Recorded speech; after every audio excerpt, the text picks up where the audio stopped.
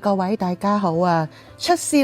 啦！快啲將你手頭上做嘅所有嘢望過嚟，聽一聽我講先。如果你一直有跟開可伯、河馬、青田村、大頭門偶案，你而家即刻同我上一上香港司法機構個網站睇一睇最新法庭日誌。大家本來擔定凳仔買定花生，等埋6月3號下晝2點半睇下陳廣池法官點樣正式判阿可伯入獄，啱唔啱？但我啱啱發現有一個極度反常，甚至可以話細思極恐嘅驚天逆轉。你睇下張圖。大家好，我發覺妹啊，好耐冇同大家見面，因為一路都身體好唔舒服。希望大家可以訂閱我 channel、like 啲條片，同埋俾建設性留言俾我，多謝晒。嗱，睇到張圖啦，同一間房、同一個時間、同一位法官，原本寫得清清楚楚係判刑 sentencing 嘅，點解喺臨上庭前幾日最後關頭會無端端改做提訊 mention 嘅？由 sentencing 變成 mention 呢兩個英文字嘅改變背後嘅意思就係6月3號嘅當日，陳廣池法官極大機會唔會即時宣判可伯要坐幾耐監。原本大家都以為可伯嗱臨認罪就可以一早預知啲減刑折扣，高興或者講話安定的6月3號就等下呢個分花紅啦，知道自己坐幾耐就唔使再乾等1年啊嘛。點知人算不如天算喎，成個劇本而家改寫咗，到底背後有啲乜嘢不可告人嘅法律博弈呢？係咪可伯臨陣轉軚呢？定係有啲乜嘢驚人內幕呢？嗱，今日我哋就講清楚，可以用啲硬淨啲嘅香港刑事法嘅法律程序，可以慢慢同你哋拆解。嗱，首先跟翻5月20號呢，我就冇去到現場嘅，亦都冇做到 video，因為我真係病得好犀利。咁但係我而家解釋翻，究竟點解520嗰陣時候係 mention 先？我哋用幾分鐘講一講一個快速嘅懶人包。嗱，呢單嘢呢，第一原告，第一個被告係何圈啦，咁佢就同第二被告葉秀定即係河馬呢，喺青田村喺大堂度互毆，都係真係足成年啊！咁喺5月20號嘅時候呢，即係阿伯提訊嗰日呢，佢就係認咗罪嘅。咁呢，同埋嗰日其實唔係叫提訊，嗰日叫做 pleading， 咁即係直情係認罪啦，同埋求情嘅。咁所以呢，佢嗰個機制呢係有啲好似有啲折扣咁樣，因為呢，阿伯認咗罪呢，即係代表下年2027年2月河馬開審嘅時候呢，阿伯呢係會轉做控方證人，指證佢老婆，即係做金手指啦。咁法官呢喺6月3號呢，其實原本判刑嘅時候呢，係應該會直接喺個判詞裏面呢寫定一個預知嘅折扣俾佢嘅。咁假如阿伯原本係要判3年，認罪咧就減1/3啦，即係1年，就再轉埋做污點證人，咁咧就可能再減多8個月。最後咧，其實6月3號咧，可能宣佈咧，即係坐1年零4個月嘅啫。但係要值得一提啊嚇，如果阿可伯喺2027年上庭嘅時候反口或者講大話咧，咁控方咧就有權申請呢個覆核刑期嘅，叫做 review of sentence。即係話法官咧將佢之前扣減嗰8個月咧就要加翻上去嘅喎，所以咧6月3號咧只可以話阿陳官咧應該就會知道宣判阿伯大約要坐幾耐，就唔使等到河馬案判嗰陣時候2027年嘅2月先判刑嘅。咁所以咧原本咧劇本就寫好晒啦。阿伯咧亦都準備6月3號咧知道有結果，但係點解會今日5月30號司法機構呢個網頁呢個法庭日誌會突然改咗呢個判刑變成提訊呢？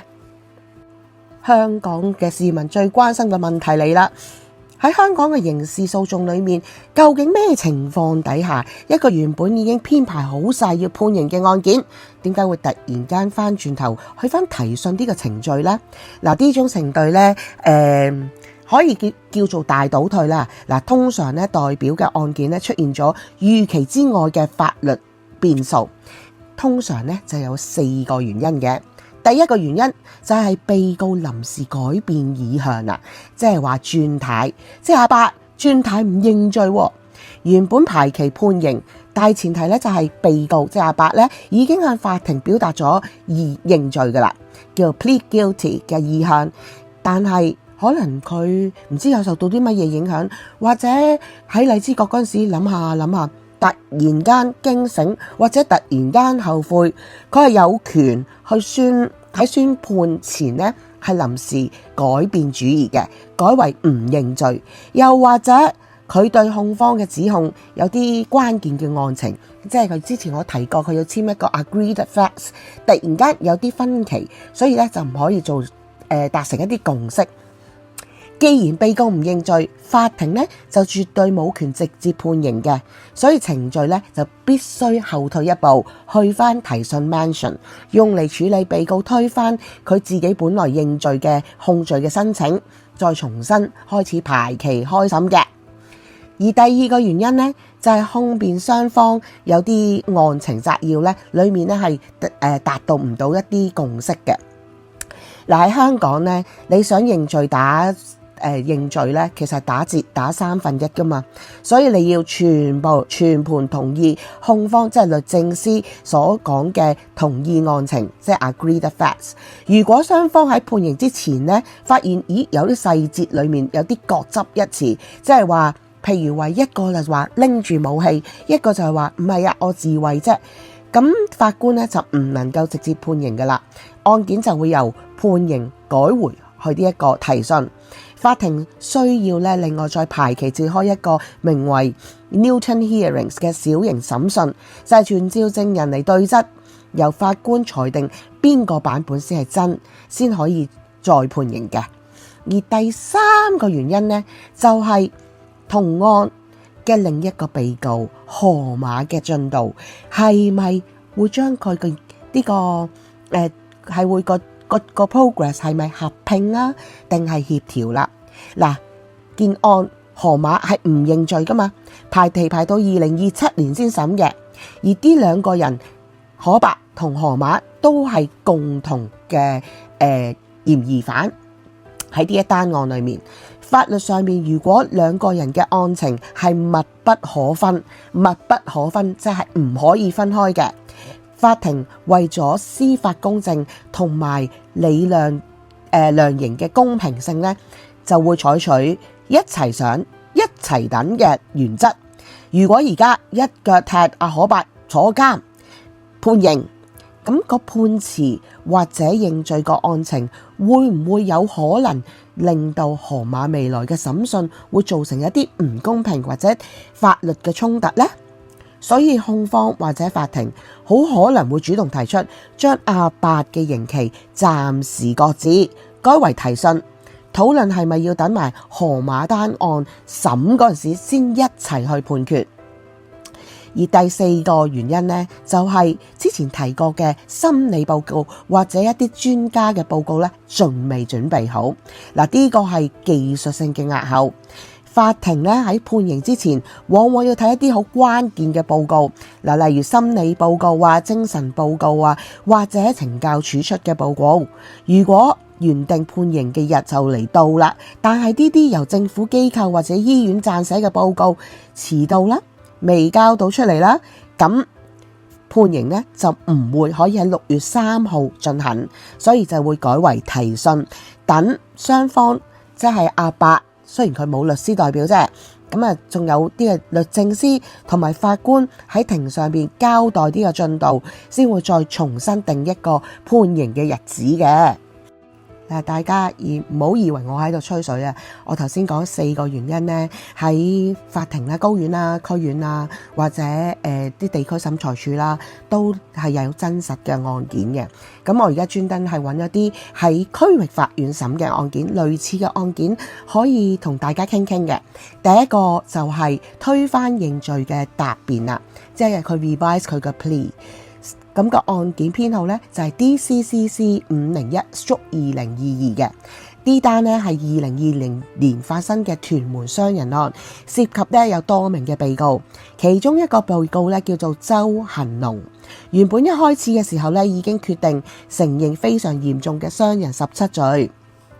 法庭呢亦都編好晒期，準備聽取佢求情同埋判刑嘅。點知喺原定嘅判刑程序之前呢，辯方嘅大律師咧同埋被告咧係重新檢視咗證據，認為被告當時嘅行為根本冇令事主咧受到嚴重嘅傷害或者有犯罪嘅意圖，所以喺臨門一腳就向法庭申請推翻認罪答辯。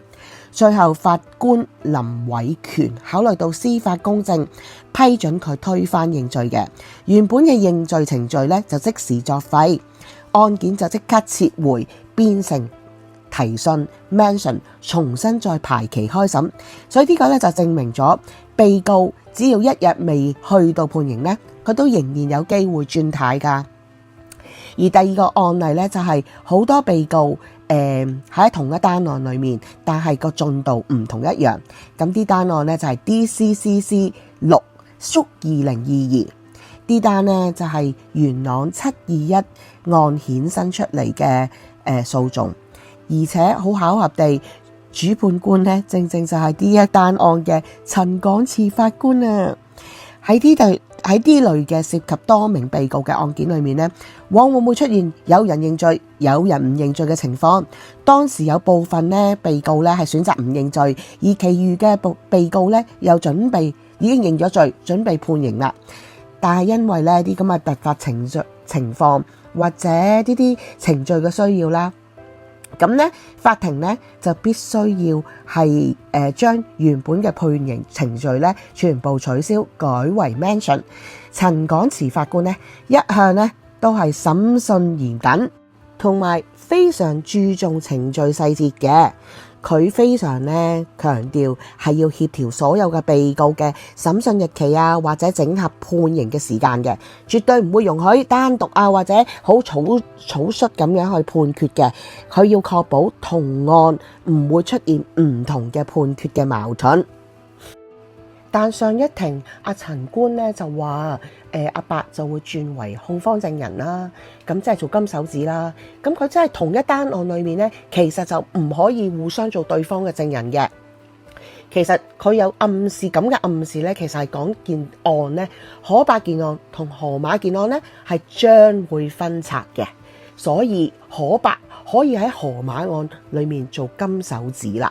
咁所以呢一個情況呢，我又覺得未必有機會，所以我個人呢就偏向係覺得係啲報告遲緩嘅機會最高，應該就係咁啦。大家其實心裏面好想要一個終極嘅疑問，有一個終極嘅答案。咁到底今次阿伯單嘢最有可能係乜嘢原因導致呢個判刑變咗提訊先？外面好似好多網友啦，見到呢個網頁一更新就話，哇，可能阿伯臨陣縮沙喎，佢會唔會轉軚唔認罪㗎？或者一定係律政司要捆綁埋河馬一齊審啊，即係將佢件案唔分拆。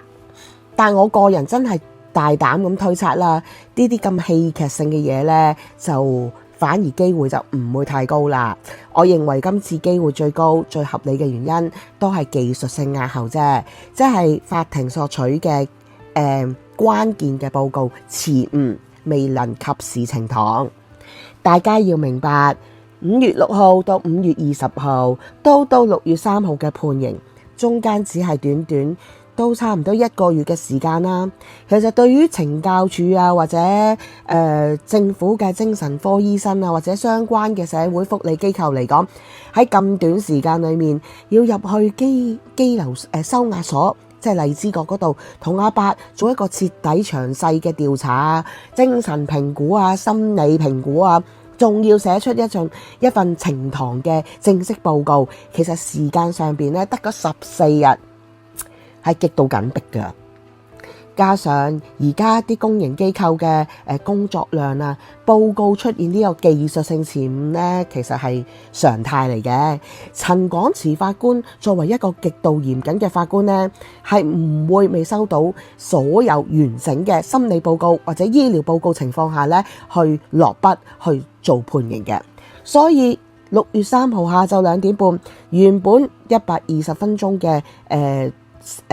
嘅審訊啦，大機率咧都唔會上演呢一個判刑噶啦，相反可能改為一個好純粹一個提訊，會變咗30分鐘內，我覺得都可能會完成噶啦。所以咧個律政司咧應該咧都會只係好枯燥啦，好務實咧咁啊，同阿陳廣池法官解釋，被告個報告未出爐啊，或者程序上需要有少少微調啊，咁就再由法官落版，咁咧就再排期一個真正嘅判刑日子。咁到最後，其實阿伯會唔會真係求認罪啊？1/3減刑，跟住再做埋金手指，又扣多幾個月呢？會唔會係咁樣呢？會唔會有呢個減刑紅利呢？到底阿伯要坐幾耐呢？睇嚟呢場大戲呢，就全港市民網友繼續要追落去啦。如果你想第一時間直擊6月3號提訊嘅最新結果，記得留意我個 channel， 訂閱我個 channel， 撳個鐘仔，記住 like 埋啲條片同埋留言俾我。我哋6月3號再見，拜拜。